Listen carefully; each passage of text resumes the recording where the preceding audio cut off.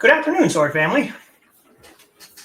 A little bit different video tonight. We're not actually doing a live stream right now. We're just doing a local recording because about a month ago on the Historical Fencing Guild stream every Friday night at 6 p.m. Mountain Time,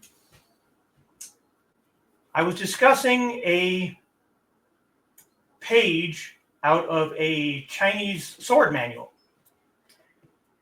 And it was asked that I do my own separate video just about that one sword move. And that is this one right here. This is the Casting the Fisherman's Rod from the Húnyuán Jiàn Jīng, a 600-plus-year-old Chinese sword manual. Now, my interpretation of this move might be different from what the original writer intended. You can tell from, well, you can probably tell if you look really close at the actual manual page that he's doing it with two hands. I'm only going to do it with one. So it's going to be a little bit different, but basically the same idea. So, this move properly. So come here, assistant. I will be using my Húnyuán Jiàn trainer. I absolutely love this thing. It's awesome.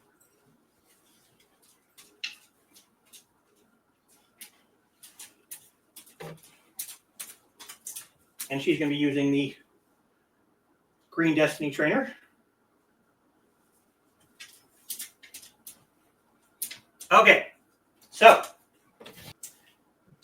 as you could tell from the manual page, it was used against a shield. It's meant to get around a shield, but you can also use it, I think, against a high guard where they block your attack from over top. So what the Casting the Fisherman's Rod is instead of a straight shot here, where your shoulder, your elbow, and your wrist are all straight, you're going to flick. You're going to flick your wrist.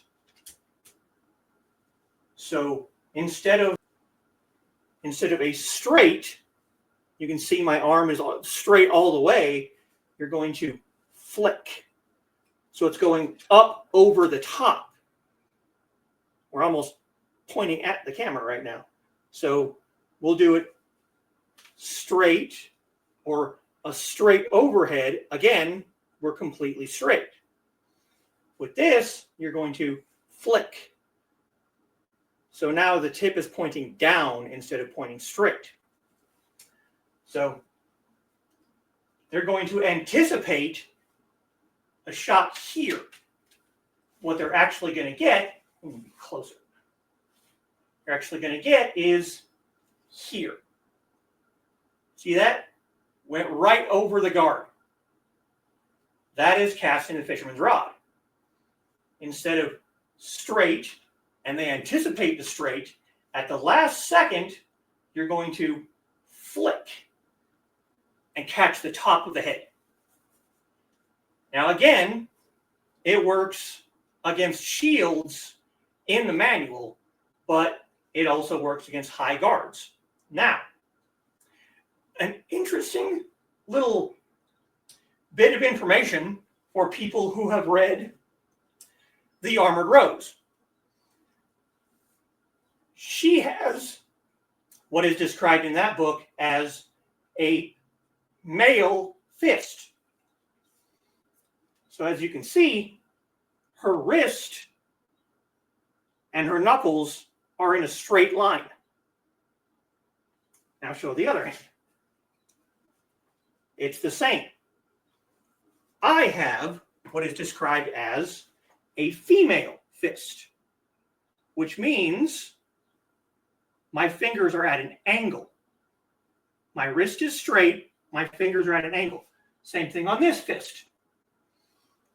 Now, what difference does that make? Well, when you're holding a sword, and she's going to be over top, flatten it. There you go. Well, that way. There you go. See how hers is perfectly straight? I'm only using these two fingers. If I tighten the grip, the blade's going to come up at an angle. See? Loosen the grip, tighten the grip. And it's the same thing over here. Hers is completely straight. Tighten the grip. We get an angle again. She is not capable of doing this move. Because when my wrist will flick or pop, you can see the wrist bone kind of pops up when you do it. Because you flick your wrist. She can't do it. See, her wrist is bent. You can kind of see, a little bit closer. You can kind of see her wrist is bent, but the blade itself is still straight. She can't get the point to come down. Back up a little bit. Now we're gonna do a little demonstration here. She's gonna go for an overhead shot.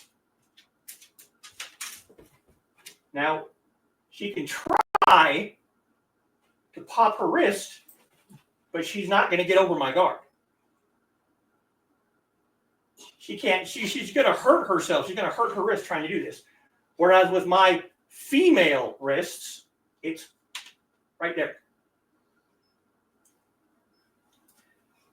Now, I have been told that this is similar to position 1, I believe, from European martial arts. But the difference with position 1 is you start from a guard and you're going to draw up. See? Now, you can see my wrist and my thumb are pointed downward. So yeah, your blade is angled down, but your wrist is pointed to the ground. Whereas with this move, your wrist is pointed, well, your thumb is pointed up. So position 1, again, we're going to start from a guard, and you draw up. Whereas here, you're not starting from a guard position. You could start from here, which in HEMA, I believe, is called long point. You know, this is your basic beginner guard, and then just pop your wrist. You know, they're expecting you to go here, but instead, here and pop. So you're going to get over their guard and attack the top of the head. So now you come over and start from here. Now just draw straight up. Now see, that she can kind of do. The blade is supposed to be flat. She can kind of do that. Because now her wrist is flexing naturally. This, to her, is entirely unnatural. Whereas this, everybody can do this. Anyone can do this. Because your wrist is bending from here, not from here. You're bending here. That's easy. Anybody can go from here to here. But going from here to here, she can't do it. Yeah, see? My wrist popped. I don't know if you could hear that, but I could. She popped her wrist trying to do that. So, one more time. We're going to do it from this angle this time. Start from a guard. No. Flat. Higher.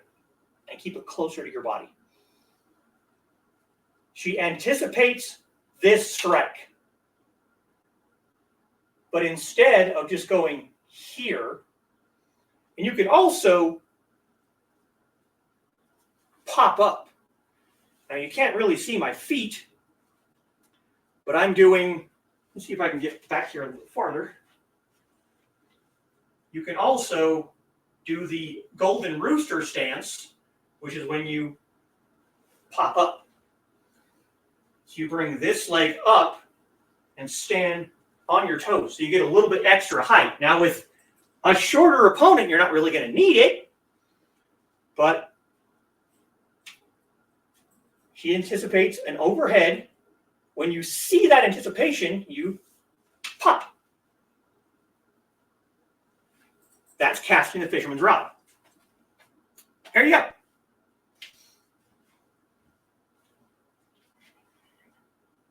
Thank you, lovely assistant.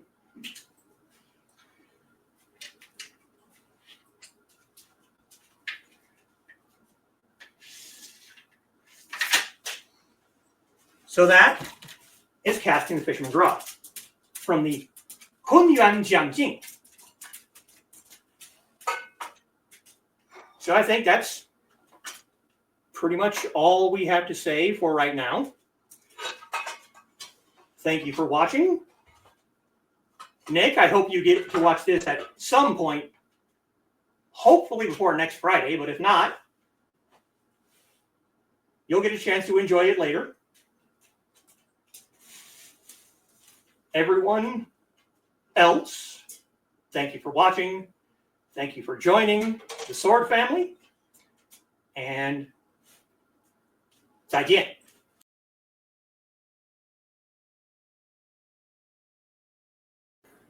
And this is probably why I should start scripting my videos. I remembered something while I was editing this that I wanted to talk about. So I figured, why not just tack it on to the end? We're talking about the casting the fisherman's rod from the Húnyuán Jiàn Jīng, and I remembered that I'd actually seen almost this exact same move years ago, but from a different angle, I guess we'll say. I have done a Saturday stream on the Chinese MMO Nine Dragons. I've been playing Nine Dragons since 2015, 2016. It's been a while. And even though it has changed hosting companies several times, the one thing that hasn't changed is the loading screens. And there was one loading screen that always, and I mean always, gave Foxy fits. Every time she saw it, she's like, that's unnatural. That just looks painful. And that loading screen is this one right here. This is the loading screen when you go into Hefei, which is basically the game's market district. That's where you can go with other player characters and buy and trade things back and forth to one another. And if you look right here, what do you see? It is casting the fisherman's rod, only from underneath. It's the exact same move. The wrist bend, slightly angled blade. It's the exact same thing. And I can prove it to you. We just got to grab my trusty Hanjian trainer.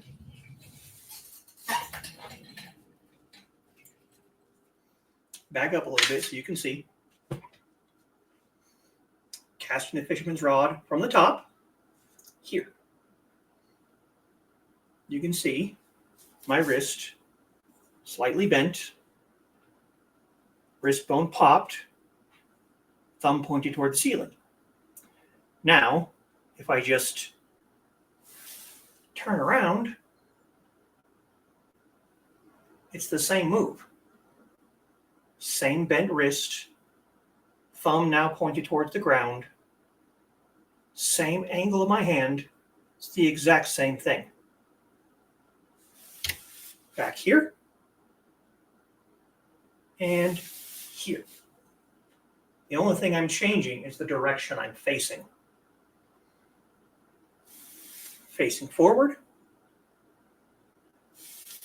facing back. It's the same move. I wanted to mention that while filming the original video, and of course I forgot. So we'll just tack it onto the end here as the extended director's cut. But that's this time for sure all I have to say on the subject. So again, thank you for watching. Thank everyone who comments and watches this in the future. I hope that I've been at least informative, if not entertaining. And I hope to see you all again very soon.